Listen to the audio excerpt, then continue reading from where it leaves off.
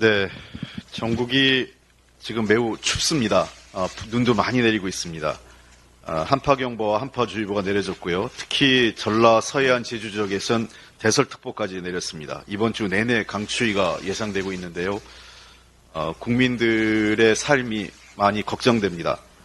이로 인해서 피해도 속출되고 있습니다. 수도 계량기가 동파되고 건물 외벽이 붕괴되고 정전, 눈길 교통사고 등 여러 가지 우리 국민들 삶에 불편과 어려움이 초래되고 있습니다.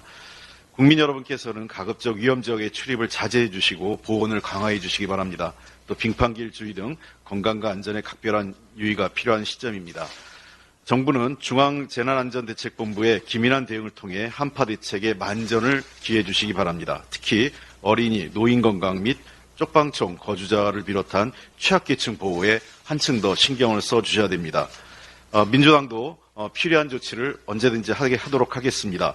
특히 민주당 출신 광역자치단체장인 경기, 광주, 제주, 전북, 전남 그리고 64개 기초자치단체는 각별하게 이 한파에 대한 대응을 철저히 할 것을 당 차원에서 요구하도록 하겠습니다. 이번 주 인사청문회 시즌입니다. 그런데 하나같이 이 부적격자를 보내놓고 인사청문회를 하라고 하니 국회에 대한 고문인지 상당히 고통스럽습니다. 좋은 사람을 놓고 정책 질의를 하고 싶은데 정책 질의는 뒷전이고 이분들을 어떻게 장관을 시켜야 될지 말아야 될지 이 고민을 하는 대통령께서 매우 어려운 숙제를 국회에 떠넘긴 것 같습니다. 도대체 한동훈 장관은 인사청문과 관련된 검증을 어떻게 하신 건지 모르겠습니다. 정치에 마음이 가셔서 인사검증 문제는 뒷전이신 것 같습니다. 그럴 바엔 빨리 자기 자리 내려놓으시고 정치 시작하시고 인사검증은 다른 사람들에게 제대로 할 수 있는 사람한테 맡겨줬으면 좋겠습니다. 다양합니다. 그 부적격 사유가. LH로부터 정관 특혜 특혜 의혹이 있는 분, 논문 표절, 심지어 박근혜 국정농단 연루까지 제기되고 있습니다. 이 와중에 윤석열 대통령은 공급망 불안 해소 등 산적한 현안에도 오직 총선만을 위해 3개월도 안 된 박문규 산자부 장관을 또 교체한다고 발표를 했습니다. 박문규 산자부 장관은 3개월 동안 뭐 했습니까? 엑스포 실패했고 참담한 국격 추락이 경험됐습니다. 그리고 프랑스판 IRA 법이 지금 확정돼서 한국 자동차가 거의 혜택을 못 받고 있습니다. 유일하게 한 대 정도 혜택을 보고 있고 원거리로 인해서 탄소 배출 관련돼서 불이익을 보는데 아무런 대응 준비를 안 해놨습니다. 어떤 의미에서는 박문규 산업부 장관은 경질 대상입니다. 책임을 물어야 될 사람인데 총선 출마를 위해서 꽃길을 열어주는 그 정부가 어디 있습니까? 또 그 새로 신임 후보자가 된 통상교섭 본부장 역시 프랑스판 IRA법 관련돼서 책임이 큰 분입니다. 책임이 큰 사람에게 더 큰 권한과 책임을 준다? 이해할 수 없는 인사입니다.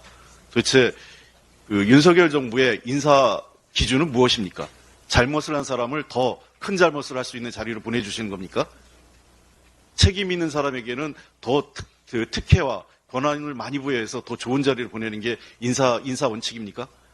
윤석열 대통령님, 선거보다 나라 걱정, 그 다음에 국민 걱정을 좀 먼저 해주셨으면 좋겠습니다. 열악한 청년의 삶이 점점 힘들어집니다. 부모보다 가난한 첫 세대가 될 것이라는 암울한 전망이 현실화되고 있습니다.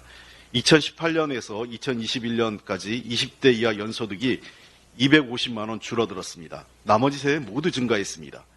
60대 이상 소득은 같은 기간 22.5% 증가했고 20대 소득이 전 세대에서 가장 낮습니다. 20대 소득은 40대 소득의 절반도 되지 않습니다. 부채도 소득은 줄고 부채는 늘어났습니다. 2018년에서 2022년 20대 부채 보유액은 2배인 93.5%가 증가했습니다. 엄청난 증가입니다. 지난 1년 사이에만 2천만 원 가까이 늘어났습니다. 30대도 39.8% 증가해서 20, 30대의 부채 증가율이 전체 부채 증가를 주도한 것입니다. 부채를 뺀 순자산 증가율도 20대 이하에서 16.2%, 30대 27.9% 증가에 그쳐 40대 이상 모든 세대는 30% 는 거에 비해서는 매우 낮게 순자산도 늘었습니다. 결국은 20대 청년 소득은 줄고 빚만 늘고 자산도 조금밖에 안 는 겁니다. 전월세 보증금에 삶이 묶이고 부채를 뺀 순자산은 턱없이 부족한 것입니다. 주거비용을 비롯한 생활부담을 덜고 자산 형성 지원 등 청년 위한 실질적 대책이 필요합니다.